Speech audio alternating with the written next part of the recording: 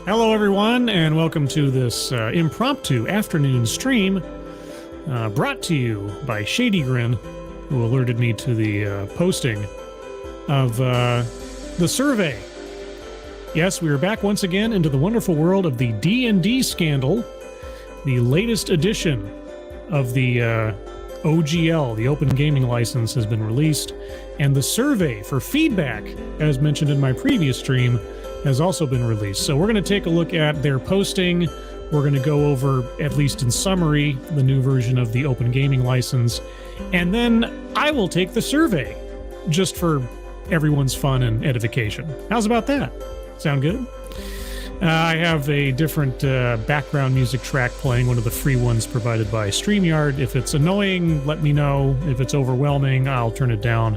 But either way, who's here joining me for this unplanned stream, so to speak? Shady Grin, of course, Jaeger Pony, Mike Savage, and Corey Suzuki. Good afternoon. All right, so let's go over the announcement first. This is from a day ago, once again from Kyle Brink at D&D. For over 20 years, thousands of creators have helped grow the tabletop RPG community using a shared set of game mechanics that are the foundation for the unique worlds and other creations. Sorry, for their unique worlds and other creations. I may have had a pepperjack. I may be currently having a pepperjack, so if I slur my speech slightly, because of that. And thank you, Derek LaRue, again, as always. Thank you so much for your patronage, for your support and your generosity. I really do appreciate it. Thank you so much. Duck Dog, Keldrig, and Meh, good afternoon. Also, Hi, I'm Steve Blakester. Good afternoon. So where are we now? Yes, we don't want that to change, and we've heard loud and clear that neither do you. Yeah, after the fact. I'm not going to dwell on that point too much, unless they keep, effectively ignoring it, but this is only happening because you guys did not communicate with your customer and fan base, or those people that have been relying on the Open Gaming License to provide content for your own IP until the last second when you were exposed. That's the original sin here that you're having a real hard time getting away from, and I don't know that you ever will. So we're doing two things. We're giving the core D&D mechanics to the community through a Creative Commons license, which means they are fully in your hands. Well, here's the thing, D&D. As several legal experts now who have gone over the original OGL have stated, the mechanics of D&D were always in the public domain. The system, the process, and so on, by established precedent, were always available to other people to use. It's the branding, it's the trademark, it's the copyright of particular words, locations, terms, some things. Some things are covered under copyright for the sake of D&D and Hasbro and Wizards of the Coast. But the system, as far as the legal experts have said, never was. So you offering it up through a Creative Commons license, oh, how generous of you to offer up something that was already available to people. Thank you, Duck Dog. Margarita or Whiskey Smash? Pepperjack. Oh, Pepperjack, you my only friend.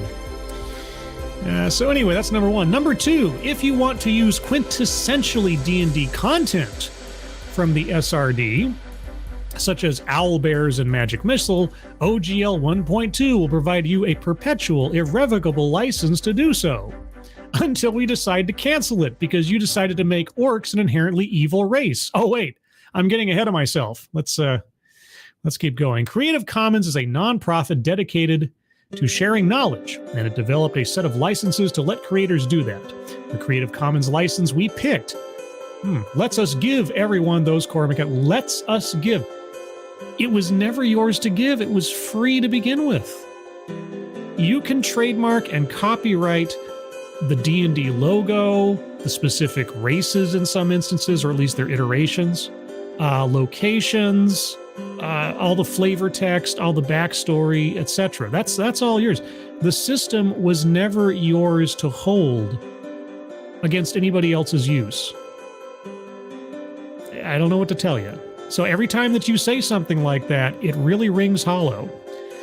everyone gets those core mechanics forever. Because we don't control the license, releasing the D&D core rules under the Creative Commons will be a decision we can never change.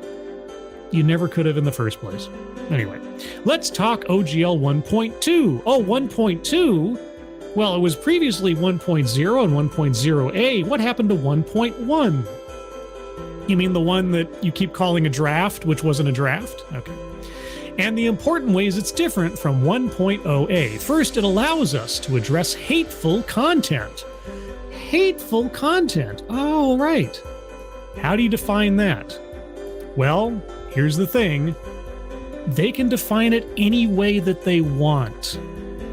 So if someone happens to make something that is very competitive to D&D and they decide, oh, that's hateful. Second, it only applies to published tabletop RPG content, including on virtual tabletops. Third, this license specifically includes the word irrevocable. Okay, well, irrevocable all by itself doesn't mean anything without context. What's not in there? There's no royalty payment, no financial reporting, no license back, no registration, no distinction between commercial and non-commercial. Nothing will impact any content you have already published under OGL 1.0a. That will always be licensed under OGL 1.0a. Your stuff is your stuff. There's a link at the end of the note where you can find a PDF of the proposed OGL 1.2, along with supporting documents for your review and feedback. Before you scroll down and grab it, let me give you more details on what's in there. Protecting D&D's inclusive play experience. Because as you know, everyone, D&D was always exclusive. D&D was never available to everybody. But anyway, as I said above, content more clearly associated with D&D, like classes, spells, and monsters, is what falls under the OGL. You'll see that OGL 1.2 lets us act when offensive or hurtful content is published using the covered D&D stuff. We want an inclusive, safe play experience for everyone. This is deeply important to us, and OGL 1.0a didn't give us any ability to ensure it.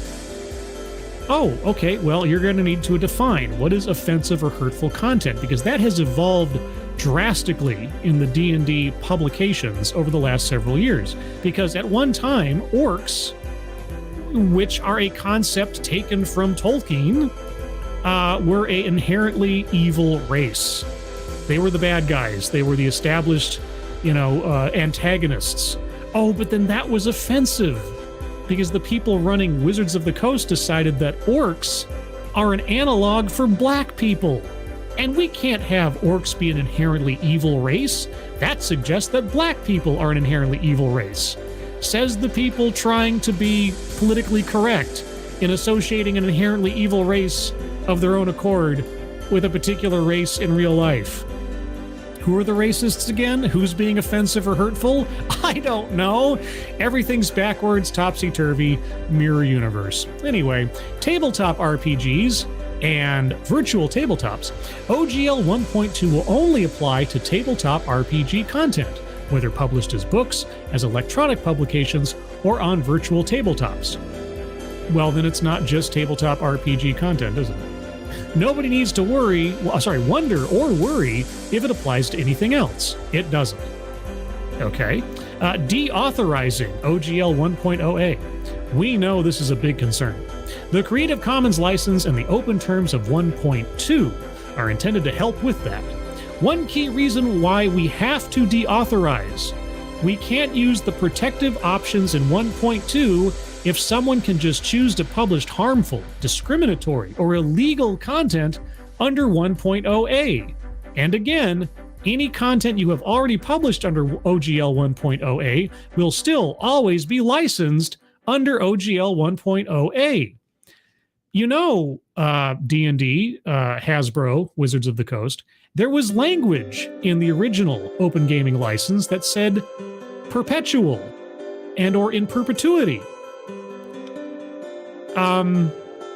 So can you really now renege on language that was established under good faith in the past that had in perpetuity on it? That's a question for the lawyers. Very limited license changes allowed. Only 2 sections can be changed once OGL 1.2 is live. How you cite wizards in your work and how we can contact each other. We don't know what the future holds or what technologies we will use to communicate with each other, so we thought these 2 sections needed to be future-proofed. For completeness, for Katniss Everdeen, I don't know. Let's sum up what else is in OGL 1.2 and supporting documents. Virtual tabletop policy. We will continue to support virtual tabletop usage for both OGL creators and virtual tabletop operators. The virtual tabletop policy spells this out. Okay. Ownership disputes. You own your content. You don't give Wizards any license back, and for any ownership disputes, you can sue for breach of contract and money damages versus holding up products other players are waiting for while we sort it out. So I can take legal action if... Okay. No hateful content or conduct. If you include harmful, discriminatory, or illegal content, or engage in that conduct publicly, we can terminate your OGL 1.2 license to our content. Content, not content. So you are the arbiter of what is harmful, discriminatory, or illegal. Not quite sure what that means, but I'd be curious to know. Thank you, Keldrick, so much. The whole orcs are black thing increasingly feels like the trope of the firefighter that starts fires so he can be praised for putting them out. Yeah. It was a self-generated controversy.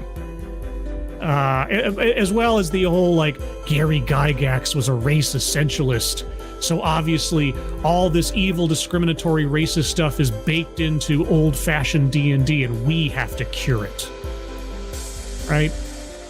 Yeah, this is just people trying to put their stamp on something and virtue signal to the nth degree, and as well, change the IP significantly enough that it differentiates itself from the old IP so they can make declarations of legal ownership like this more, I don't know, valid in some way. That's my guess. Creator Product Badge. You'll have the option to include a badge on your OGL works. Once we get your feedback on the badge, we'll create a guide on how to use and display it.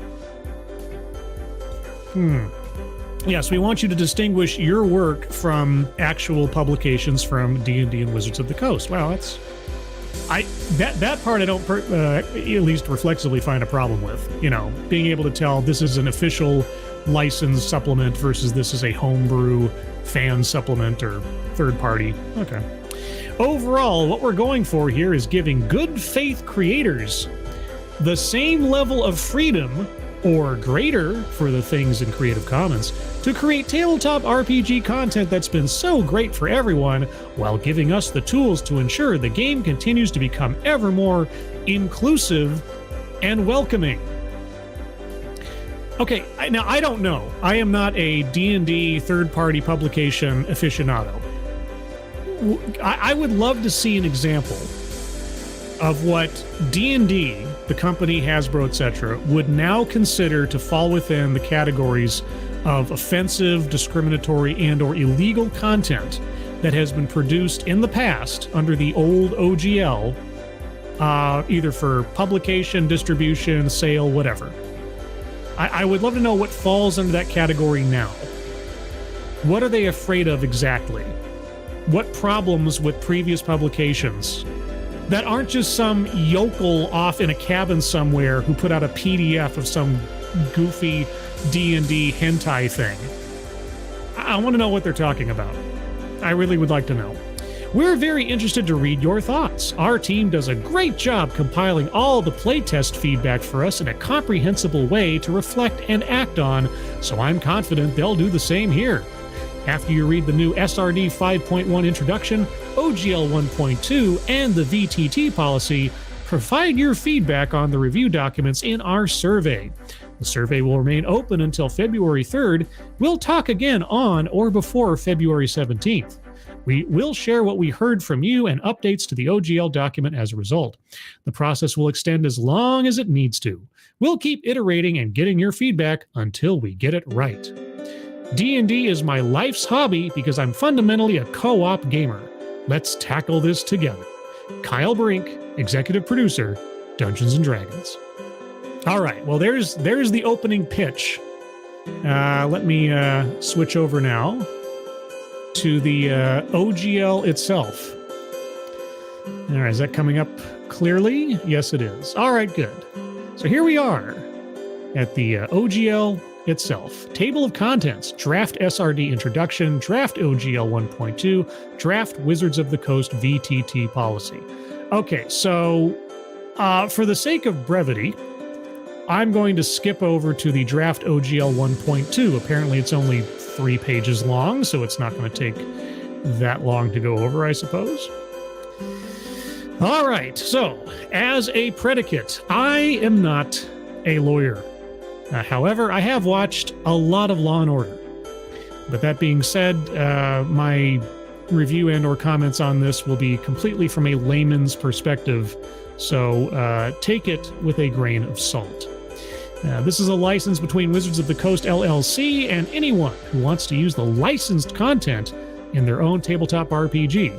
By using our licensed content, you agree to the terms of this license. As used in this license, we includes our affiliates, successors, and predecessors. Okay. Let's see. Licensed content. Content covered. Our licensed content. This license covers any content in the SRD 5.1 or any subsequent version of the SRD we release under this license that is not licensed to you under Creative Commons. You may use that content in your own works on the terms of this license. Our unlicensed content. Only our licensed content is licensed under this license. License, license, license, license, license, license, license, license, license, license. Your content. This is your creative contributions to your works that are not our licensed content or our unlicensed content. This license permits you to combine your content with our licensed content and distribute the resulting works as authorized by this license. Works covered.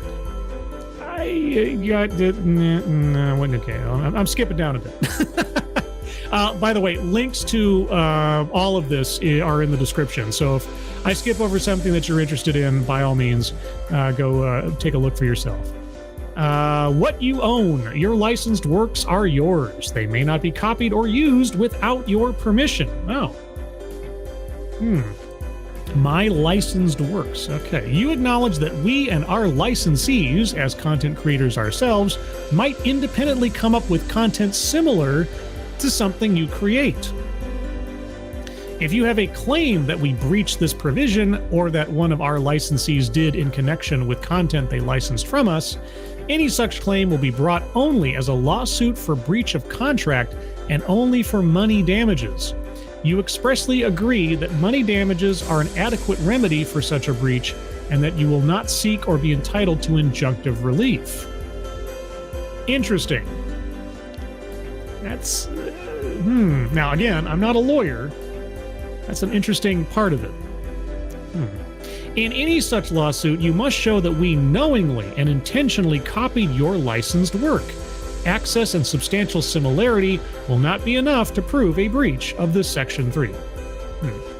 You see, I think about when I read that first part there, I suddenly had brought to my mind those releases you might sign at like a doctor's office or a dentist's office or something, where it says that, you know, if you have any complaints against the doctor, dentist, whatever, you agree that any legal action will take place through arbitration. Like you're basically signing away your rights to any other complaint or any other method of complaint than the one that they allow you to make. I'm not claiming that somehow, illegal or something. I always find it a little questionable that they're determining to me how I might seek redress for anything that I determine to be a violation. That always makes me go a little, Anyway. What we own our licensed content and reserve all rights not expressly granted in this license. Okay. You control your content. You can make your content available under any terms you choose, but you may not change the terms under which we make our licensed content available. A, you must clearly indicate that your licensed work contains our licensed content under this license, either by including the full text of this license in your licensed work, or by applying the Creator's Products badge in compliance with the then current style guidelines. Yeah, like I say, if you're making something that's not an official publication of Wizards of the Coast, you have to signify that very clearly, which I think is completely fair. You may permit the use of your content on any terms you want. However, if any license you offer to your licensed work is different from the terms of this license, you must include in the licensed work the attribution to our licensed content found in the preamble to the applicable SRD, and make clear that our licensed content included in your licensed work is made available on the terms of this license. License. Okay, warranties and disclaimers, modification or termination.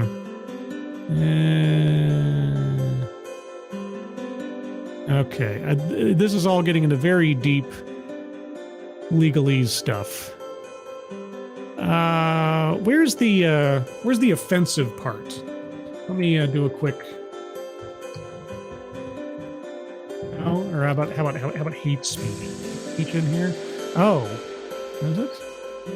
There we go. Okay, warranties and disclaimers. There we go. All right. Age and capacity to be bound. You are over the age of majority, or if younger, have had your parent or guardian review these terms and agree to them on your behalf. Okay, yeah, all right. Authority. You have the power and authority to enter into this license and perform its obligations. Yes. No infringement. Your licensed work do not and will not infringe any third party's intellectual property rights or any of our rights not licensed to you via this license or any other. Okay? No endorsement. Except as otherwise expressly allowed by this license, you will not state, suggest, or imply that your licensed works are endorsed by or associated with us. Okay? No illegal conduct. You will not violate the law in any way relating to this license or your licensed works.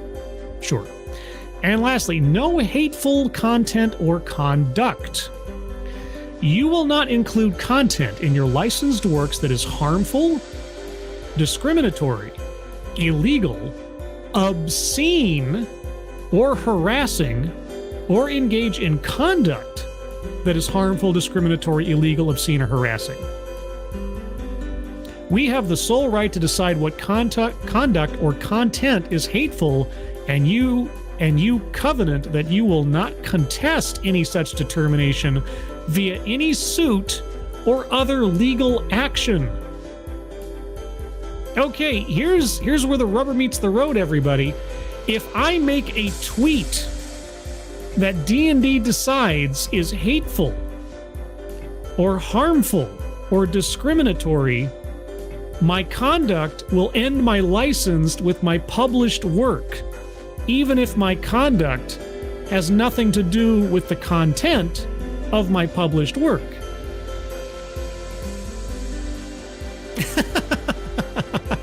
And if we say that your freedom of speech rights cause us to have the vapors, you can't take any action against us for that determination. Oh boy. All right. So if I establish a product, a third-party campaign, class, race, location, whatever, and I'm selling this, or it's part of my business model or whatever, and then I make a tweet about, let's say, politics that rubs somebody at Wizards of the Coast the wrong way, and they decide that my endorsement of candidate X therefore means by association I am a xenophobe, whatever, they can make that determination of their own volition. I can't contest that determination, and they can end my license and retract any ability for me to publish content. Oh, okay.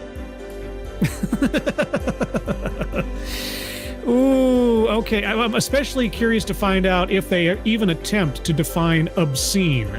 Because I tell you what, the Supreme Court of the United States has been going over that one multiple times over several decades. And if Larry Flint of Hustler magazine can eventually be exonerated by the Supreme Court of the United States, oh man. Okay.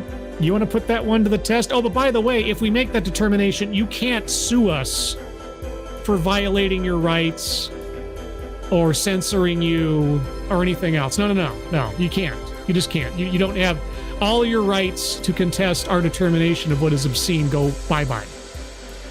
Okay. All right. Let's see. Anything else? Draft for discussion purposes only. Notices, entire agreement, no severability. This all looks like legalese that I'm going to fall asleep if I attempt to go over any further. But that, yeah, no hateful content or conduct. It's that conduct part. You know, if I make a publication using their badge and their licenses and everything else that is, you know, I can't even imagine something that's like overtly pornographic, or I don't even know what the scenario would be. But let's just say that I stipulate that there's the possibility that someone could publish something using this license that has material in it that is not in line with either the IP or with the predilections of the company. Okay, let's just say that that's possible. I think it's entirely possible that somebody could do something like that. Like, I don't want our label, even a badge of third-party content associated with this. Okay, all right.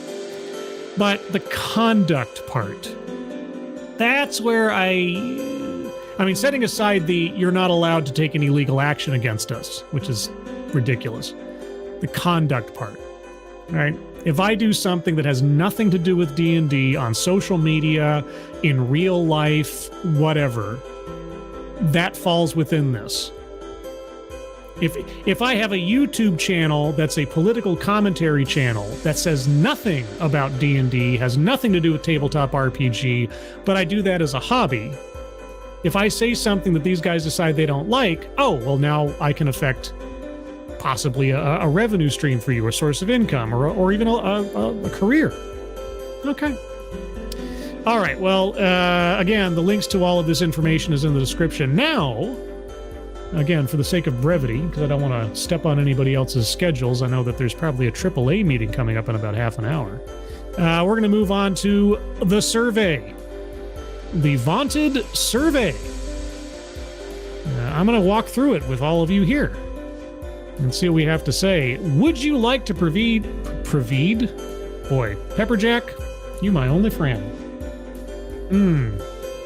Would you like to provide feedback on the content of the proposed OGL 1.2? Boy, howdy, would I ever. Yes, I would. Okay, next. Now that you've read the proposed OGL 1.2, what concerns or questions come to mind for you? Let's see. 1. The restrictions. Now, here's the question. Can I type while mildly or otherwise inebriated? Let's find out.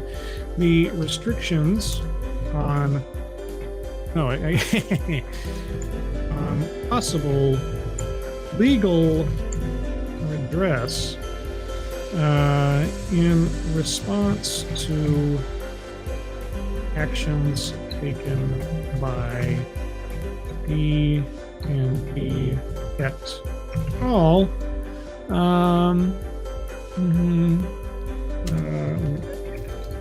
Let's see, as pertains to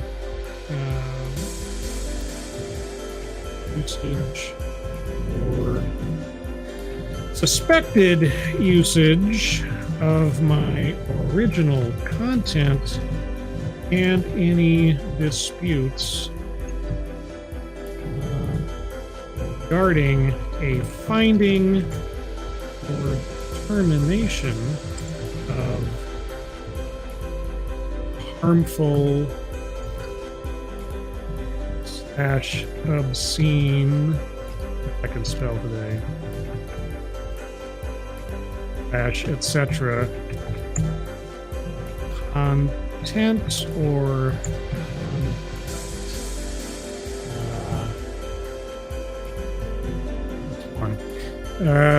two, the subjective nature of harmful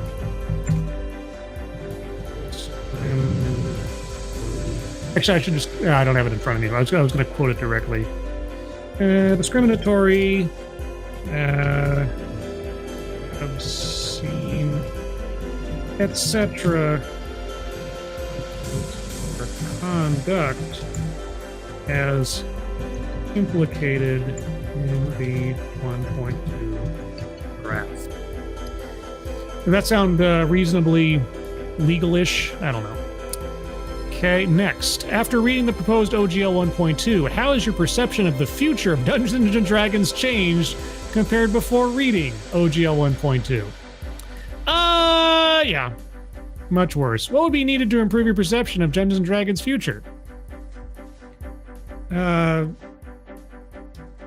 Retain the OGL 1.0a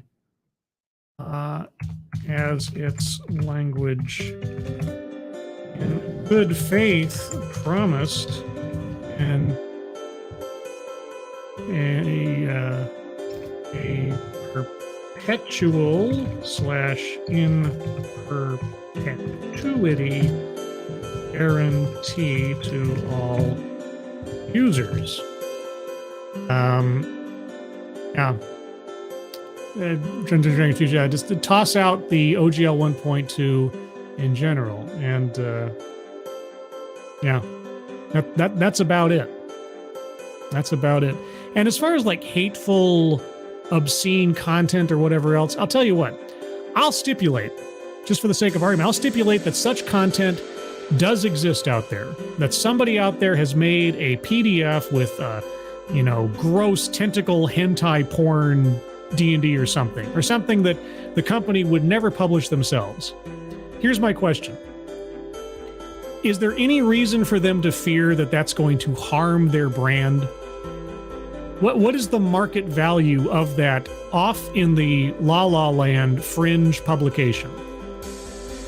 I mean, I would need an example case where something that was demonstrably to any reasonable individual some terrible, hateful whatever had gained so much traction and robbed D&D of so much market share and or reputation that such an open-ended clause would be needed in this OGL. I don't know what they're talking about.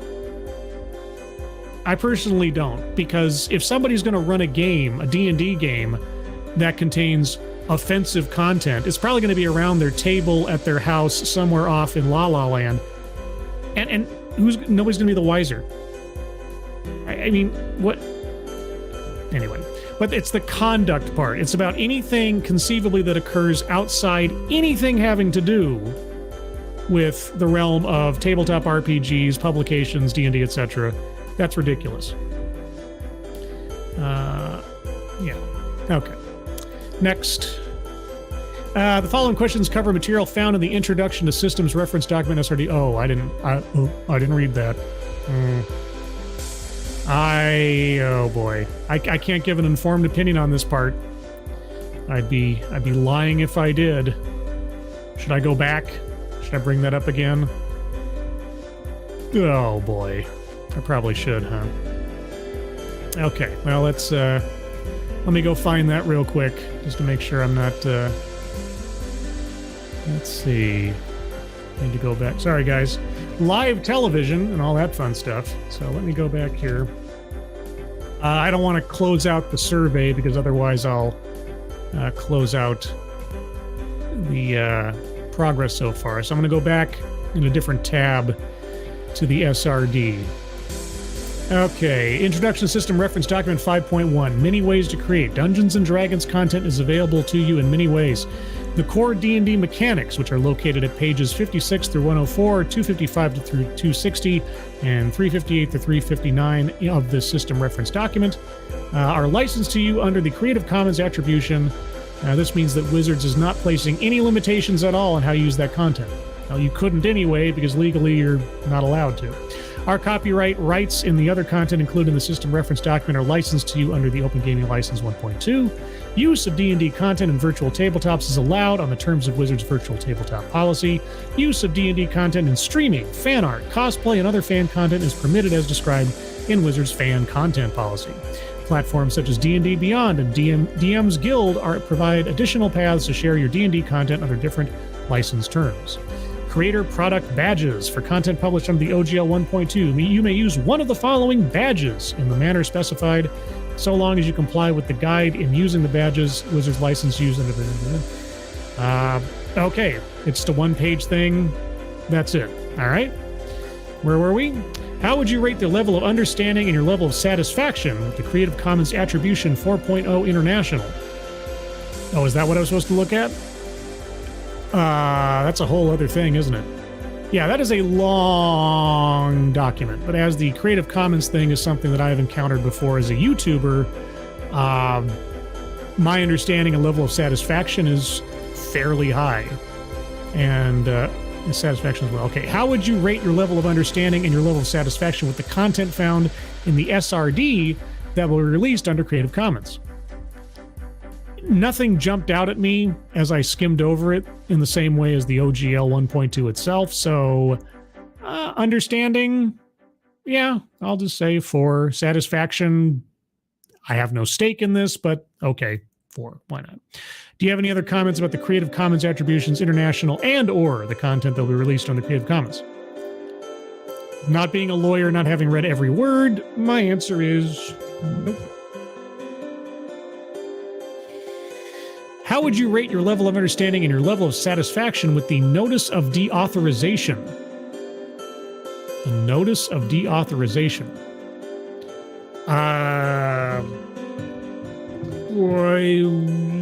Where's that? Notice of Deauthorization. Oh, the Open Game License 1.0 is no longer an authorized license. All right. This means that you may not use that version of the OGL or any prior version to publish. Right. Well, we go back to the whole thing of the original OGL had the language of perpetual and or in perpetuity in there. So how would you level of understanding and satisfaction? Understanding? Oh, I understand what you're trying to do. Satisfaction? 0. The OGL 1.0 and 1.0a made use of language. Let's see. Of or similar to perpetual and or in perpetuity.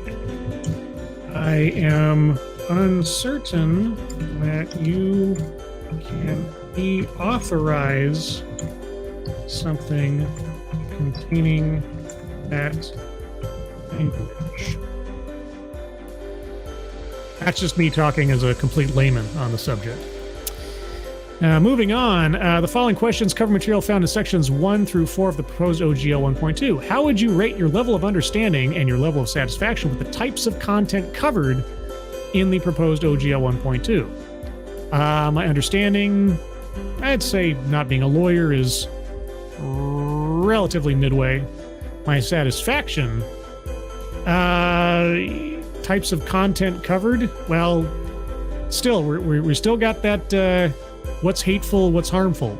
How would you rate your level of understanding and level of satisfaction with the content ownership rights outlined in proposal OGL 1.2? Again, not being a lawyer, I'm going to go mid-range. Satisfaction, I'll go with 2. Do I have any other comments about the types of content covered or the content ownership rights outlined? Nope. Not that I'd have any, informed opinion to give on the subject. How would you rate the level of understanding or level of satisfaction with the You Control Your Own Content section? My understanding is, again, I'll be conservative and say mid-range. Satisfaction? You control your own content. You can make your own content. I mean, it all sounded reasonable to me, so I'll just say satisfaction 3. How would you rate your level of understanding and level of satisfaction with the warranties and disclaimers section? There we go. Understanding? Relatively. Satisfaction, relatively low. We'll get to that in a second. How would you rate your level of understanding and level of satisfaction with the modification or termination section? modification or termination section. We may immediately terminate your license if you infringe any of our intellectual property, bring an action challenging our ownership of our licensed product, trademarks, or patents, violate any law in relation to your activities under this license, or violate Section 6F. Violate any law in relation to your activities. Well, since simply my conduct, not related necessarily to this, can be taken into account in illegal acts, if I get a traffic ticket, conceivably you could end my license. We may terminate your license if you breach any other terms in this license. Yeah. Okay. Modification and termination. Understanding, relatively high. Satisfaction, relatively low. Control your content warnings and disclaimers. Okay. 1. Lack of definition as to what constitutes harmful, discriminatory, obscene, etc. 2. The open-ended implication that one's conduct separate. Separate. I always misspell that for some reason. Separate from anything having to do with the works or publications that might be produced as associated with this OGL will then affect the termination of license of the user. 3. By the current language, it sure seems like if I get a traffic ticket, thus violating any law, as in the modification or termination section, the license may be revoked for the conduct clause. Seems a bit ridiculous. There you go. Next. How would you rate your level of understanding and your level of satisfaction with the virtual tabletop policy? I didn't even read it, so I'm going to say 2s, I guess. And I got nothing to say on it otherwise. I don't know. Somebody who runs virtual tabletops will have much more to say on that than I do. Have you used the OGL 1.0a or previous versions of the OGL to create the... Nope. Do you want to create third-party content for Dungeons & Dragons in the future? Maybe. Actually, no. I may take their system and do something with it. Make my own Moonbase RPG using their system and no other trademarks, characters, logos, whatever. But for Dungeons & Dragons, would I want to contribute in any way, shape, or form to the prosperity of Dungeons & Dragons, Wizards of the Coast, or Hasbro after this? Nah. You can save your answers and come back using a link. Once this question is submitted, what other feedback do you have for us related to the Open Games license or otherwise? You guys got caught with your proverbial pants down, and the acrobatics checks you've made and the math have all been it is obvious to any layman that you meant to screw over content creators or fans, and by extension, your customers, with the stealth release of the OGL 1.1.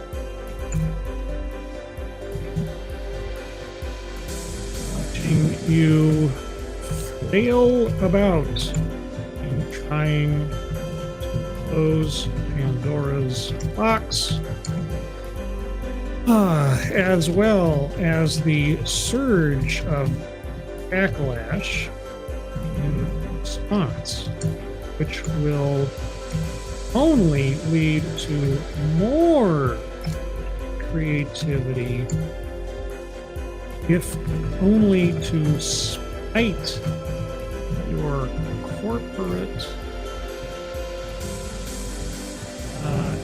attempt at squeezing others for all the money you can. Has been the most entertaining thing for me to watch. It's weird. And there you go. My survey is completed. I've given my feedback to D&D, Wizards of the Coast, and Hasbro by extension. There you go. I kept it clean, relatively, unless you want to count being screwed over as somehow offensive. So there you are, everybody. There is the latest and greatest on the Dungeons & Dragons Open Gaming License drama. Again, the links to all the information and the hyperlinks embedded therein are all in the description if you want to take a look at it for yourself. If you want to take the survey yourself, by all means, let D&D and Hasbro and Wizards of the Coast know what you think. A few hellos here before I wrap up. And I highly recommend you go check out the AAA stream, which should be starting over on Sinatra Says' channel in about 15 minutes. Holy cats! Keeverdam! Thank you so much. That's Keeverdam. Thank you. That's so generous of you. I know how hard you work and how many hours you have to spend at a trudging job, and I don't know what to say. I really appreciate that. I was just talking yesterday on the TEDx about I think the necessity of teaching the current and future generations the value of $1, and I whether anybody super chats me $1 or $50 or whatever, I don't know how much I can express how much I appreciate your generosity. I know what that means in the long run, and that you're willing to extend that generosity to me or anybody else that does content on here or otherwise. I don't take it lightly. I just want everybody to know that. Don't take it lightly. Thank you, Keeverdam, both for your generosity and for your constant work in helping to... I mean, guys, I've said it before, and Keeverdam, I apologize for singling you out, but seriously, when you guys see a moderator on point in every stream of a particular content creator that you watch, whether it's me or anybody else, if you go into a stream and you see the same people contributing, keeping an eye on things, throwing out links as necessary, really thank those people for their extra effort. They're not obligated to do anything like that. Keeverdam is effectively a co-producer of this show at this point. Anything that I do when she shows up, she's a co-producer. I really do appreciate it. So thank you, Keeverdam, and everybody thank Keeverdam for her work and her efforts. It's even if you don't see it all the time, it's helping out my shows and so many other people's shows. I thank you so much. Anything else from anybody real quick? Tyrannus Alexandrus, I demand there be a necropolis on the dark side of the moon where a kind of not really evil lich lives and raises an undead army for not taking over the world. Well, here's the thing, Tyrannus. When, or I should say if, because, I know myself, when I finally get around to starting to cobble together a rinky-dink moon base role-playing game, I will open the doors to supplementary information for that game and for that setting from other people. I first have to nail down Crater Valley and the denizens therein. I have to get permission from certain individuals to use their handles in such a thing. I don't plan on charging for this thing when I eventually do it, but I want to make sure I get everybody's on board with it firsthand. So sort of like Sir Adamantine's House of Celestial Sins. Well, Sir Adamantine is an actual person, and I don't want to put something out there if he's not cool with it. You know, things like that. So that's my general plan. I'm kind of waiting to see what they put out there for the ORC, the ORC system that all of Wizards of the Coast's competitors are putting together as an open and free system and license. I want to kind of wait to see what that looks like before I start working on it, because I want to know what I'm working with. But yeah, so we'll see. When the time comes, I may open up submissions for additional content. But yeah, let's see. In Rambler, I've dropped D&D and moved my setting to Pathfinder 2e. A lot of people have. And I don't blame them. As I think I've outlined in the last couple of streams. So with that, everybody, I'm going to call it here. Again, thank you for joining me for this latest update in the D&D saga. If something else occurs, I'll probably do another stream on it. Now, if you think about it, if you want to, go check out Sinatra Says on YouTube. You might have to look up The Silent Sin, because I think that's where he's putting his streams now. Or otherwise, follow him on Twitter. I think the AAA stream is starting in about 10 minutes or thereabouts, so go watch him. And Drunken Uncle and Polydub, as they talk about the news of the day and otherwise. If you'd like to hear more from me, you can find me here Sunday at 8 a.m. Pacific, 11 a.m. Eastern for the Sunday stream, where I'll talk about a thing. Not quite sure what it'll be yet. I'll probably decide late tomorrow. And as always, on Thursdays at 6 p.m. Pacific, 9 p.m. Eastern, you can find me here doing TED Excellence, where I'll once again go over an off-brand TED Talk or even an actual TED Talk so that everybody can learn something and everybody can be entertained. I call it Learntainment. Sure, why not? Everybody, thank you again for joining me. Moderators, thank you so much for keeping an eye on things. Even though everyone here is so well behaved, you have very little to do. Everybody who donated, thank you so much for your generosity. I really do appreciate it. Hope you all have a good rest of your Thursday. No, it's Friday now. Thank you, Pepperjack. Hope you have a good rest of your Friday. I hope your weekend is fun. I hope you are all safe and well. If you are not well, please get well soon, and I'll see you on the next one. Take care. Bye-bye.